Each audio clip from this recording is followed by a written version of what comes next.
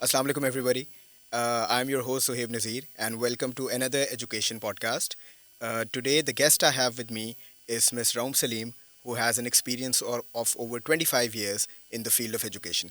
आप लोग ये कह रहे होंगे कि इनको माइक और कैमरा किसने दे दिया है जो ये पॉडकास्ट पे पॉडकास्ट जो है वो बना रहे हैं, लेकिन हमारा मकसद ये है कि हम आम आवाम तक, टीचर्स तक, नॉविस एंड एक्सपर्ट्स अलाइक तक थोड़ी सी एजुकेशन से रिलेटेड कुछ ना कुछ बातें पहुंचाएं.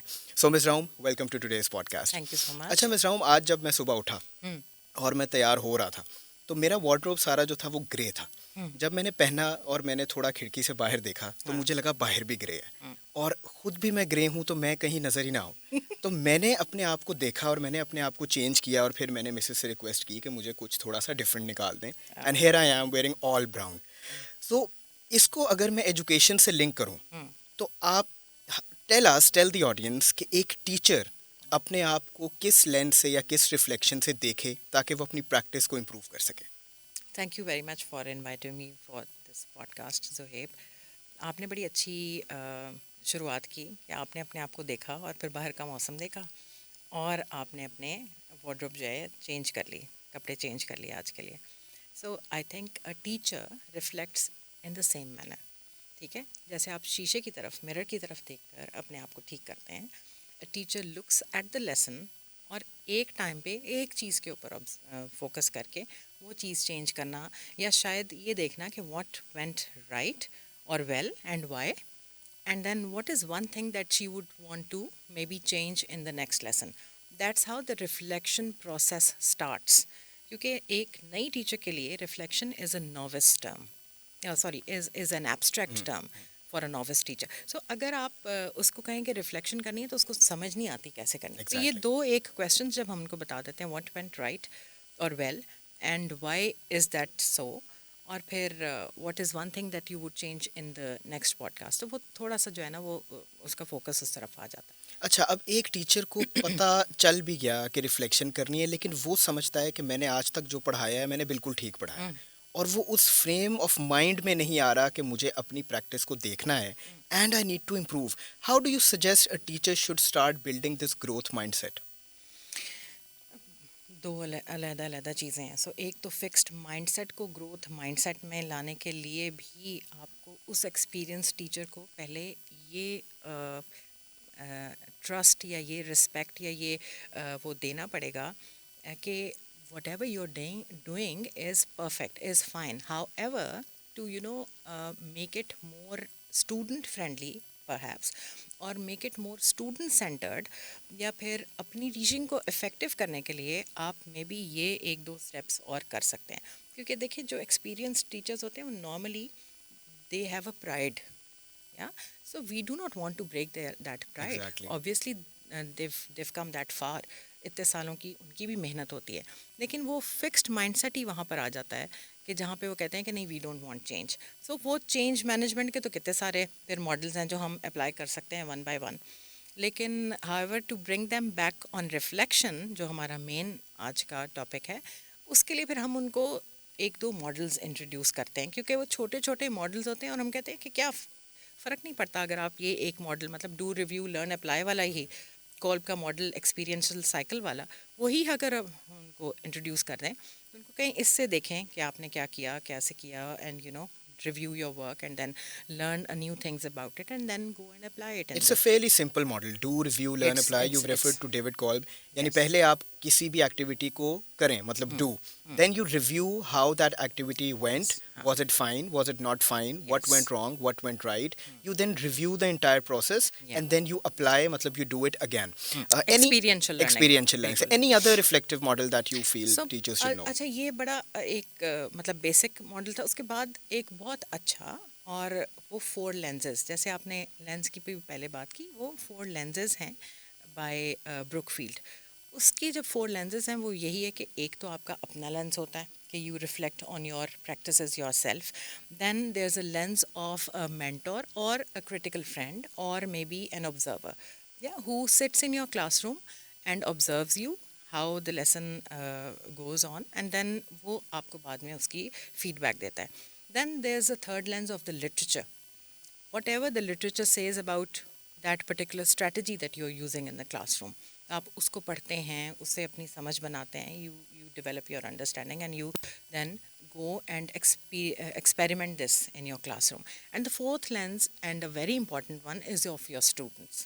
तो आप स्टूडेंट का भी फीडबैक लेते हैं कि इस वाले लेसन में if I have use this strategy, how did it go with you, did you like it, did you enjoy it, did you find it easy, और were you did you have a few challenges, और उससे फिर आप अपना बाकी के lessons refine कर सकते अच्छा, आई थिंक हमारे दोनों लोग कवर हो गए हैं। आपने नोविस टीचर के लिए do review learn apply, which is a very easy to remember thing, कि आप उसको बेशक लिख के कर लें, बेशक ज़बानी कर लें, माइंडसेट बना लें। हाँ। And for an experience teacher you also provided us with 4 different lenses. Yes. अब इसको अगर मैं ऐसे देखूं कि I was going through a reel yesterday, तो मुझे यही वो बता रहे थे कि जब आप अपने आप को शीशे में देखते हैं तो शायद एक परसेंटेज है 5, 10, 20 के करीब आप अपने आप को ज़्यादा अच्छे लगते हैं।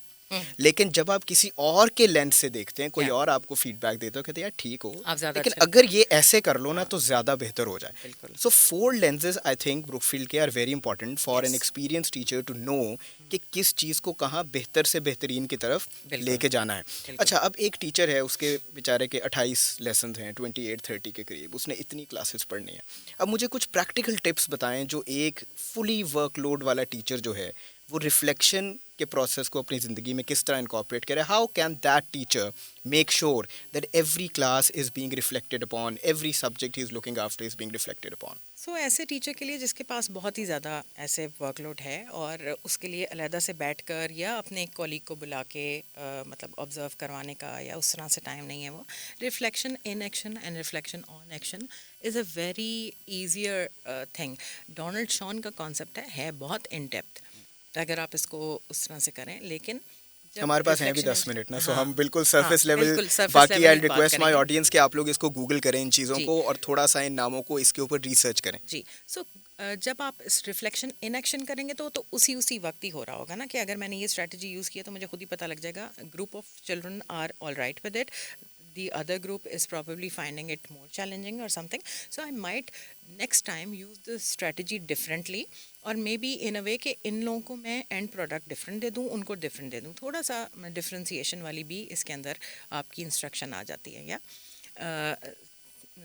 Taking care of the groups. अच्छा, उसके बाद reflection on action obviously later होगा, जब भी आप क्लासरूम में से बाहर होंगे, जिस वक्त भी आपको टाइम मिले तो आप देख लें कि वो तो reflection in action and on action are very good for a teacher who has got a lot of workload and is not able to do those things जिसके हम फोर lenses के साथ हमने लिटरेचर भी फिर आगे करना ही। वो इन एक्शन और ऑन एक्शन असल में आपको सिर्फ उसी वाला वही क्लासरूम के अंदर जो हुआ वो उस वक्त के बारे में, और फिर उसके बाद लेटर ऑन खुद ही उसका रिफ्लेक्ट करके और अपने नोट्स बना ले और उसको ट्वीक कर ले लेसन को नेक्स्ट टाइम के लिए। यानी स्टैंडर्ड प्रैक्टिस में every teacher is suppose to go into the classroom with the lesson plan. Yes. आमतौर पे लेसन प्लान के नीचे ही चाहे डिजिटली या हार्ड कॉपी पे लिखा होता है how did the lesson go, what will you differently do next to further improve it. Yes. वो भी एक मेरे ख्याल में रिफ्लेक्शन का एक प्रोसेस है। आप सोचते हो बिल्कुल। उस पे इन ऑन दोनों को कंसिडर करें, रिफ्लेक्शंस को, बिल्कुल। और वहाँ पे एक तरह लिख लें कि how to go about this. अच्छा, do you think reflection is also important for students? क्या बच्चे भी अपने काम पे रिफ्लेक्ट करें तो क्या वो टीचर की रिफ्लेक्शन को फर्दर कर सकता है अच्छा, improve? बच्चे जब अपने काम पे रिफ्लेक्ट करते हैं ना तो that helps a teacher a lot actually, but the students him the student don't know. अगर आप उनको ऐसे कहें कि नाउ रिफ्लेक्ट, नहीं, उनको क्वेश्चंस ही आपको देने पड़ेंगे कि हाउ डिड यू, वो छोटे से मतलब 3-2-1 का जो हम नॉर्मली एक फॉर्मेटिव असेसमेंट का टूल देते हैं AFL कि tool थ्री use थिंग्स, करते हैं, हाँ, बिल्कुल। वे 3 things I have learned today, 2 things I found interesting, and one thing I still want to explore further, or one question that I still have in mind, something like that.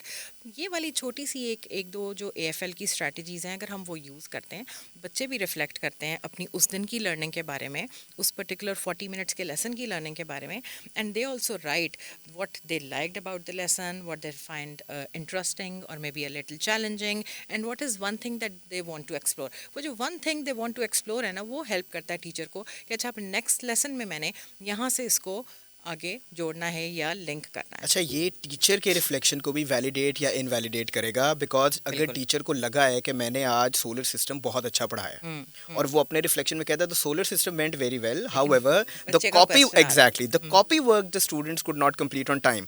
However जब बच्चों से आप 3 to 1 लेते हैं तो वहाँ solar system का ही 1 पे 80% क्लास का क्वेश्चन है कि हमें यही नहीं समझ आई कि why is the earth rotating around the sun. So point being कि ये टीचर को भी फिर फीड इन करता है कि किस तरह वो बिल्कुल, रिफ्लेक्शन को बिल्कुल, बेहतर करे। बिल्कुल। सो आई थिंक रिफ्लेक्शन को अपनी लाइफ का हिस्सा बना लेना, B it in your professional context, personal में तो हम ऑलरेडी करते ही हैं। करते हैं, खाना बिल्कुल। पका रहा हूँ, मैं पका रहा हूँ या कोई और, तो हम थोड़ा बहुत उस पर सोचते हैं, देखते हैं, चखते हैं, खाना डिसाइड खा करते के हैं भी, टाइम उसके को। बाद भी जब आप खाना हाँ, खा लें तो कहते हैं कि यार नेक्स्ट टाइम ये वाला इंग्रेडिएंट थोड़ा सा ज़्यादा या थोड़ा सा कम डालना है मे बी। एग्जैक्टली या एग्जैक्टली। खाते वक्त भी हमें समझ में आ रही थी कि जब नेक्स्ट टाइम हमने ये चीज़ पकानी है तो हमने इसको इस तरह से चलें, पकाना है, मे बी दैट्स वेरी। दम ज़्यादा दे देना या कम, Thank you whatever so it much, is। Ms. Raum, for being here with us today, and thank you so thank you much, so much. audience, for listening to this podcast. We will be, inshallah, very soon making another one and talking on another relative subject related to education. Thank you so much. This is your host, Zuhaib Nazir, signing off. Allah Hafiz.